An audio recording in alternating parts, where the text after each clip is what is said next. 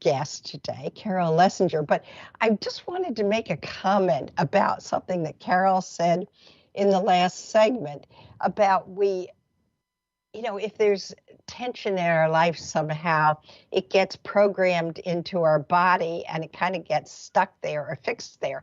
And I am thinking that when I practiced law for years, I had to carry a really heavy bag on my shoulder with all my paperwork in it. And I still have one shoulder that is higher than the other. It got programmed in because there was stress in having to carry all that paper around with me. So, Carol, you mentioned neuroplasticity in the last segment. Tell us a little bit more about what it is and how it works in the body, or whatever you want to say about it. Thanks, Janet.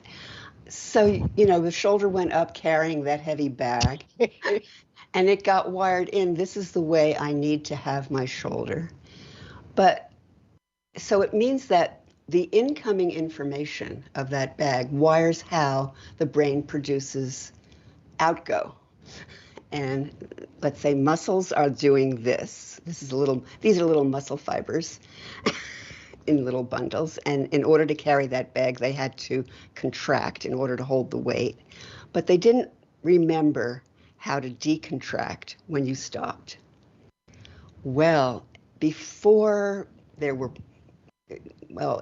only in the last 50 years or so, or maybe 75, was the idea that you could change that. And the word that was coined was neuroplasticity, meaning if you give new information that is well organized and pleasant and is supportive of the safety of the organism, the brain nervous system will grow more and more connections and networks. And that's what I meant when I said you will have more freedom and more choice. If I only know how to hold my shoulder this way, then everything I do will have that organization.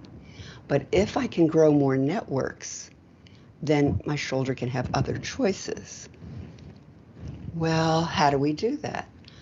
By being aware of our movement. So not just mindlessly moving and doing it the way you always did, but slowing it down so that you can feel more fine differentiations or fine-tuned differences by easing the stress is not the word, effort is the one. There's purposeful effort. If I want to pick up something heavy, I need to use effort. But if I want to learn something and be able to feel small differences, I need to bring that effort down and down so that I can be aware of what it is that I'm sensing.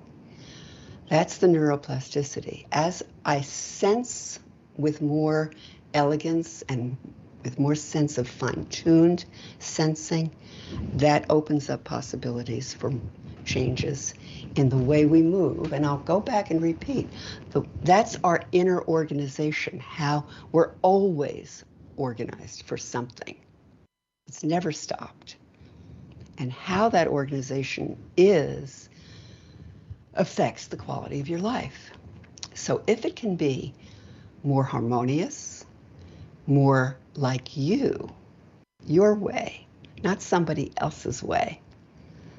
And how do you discover your way?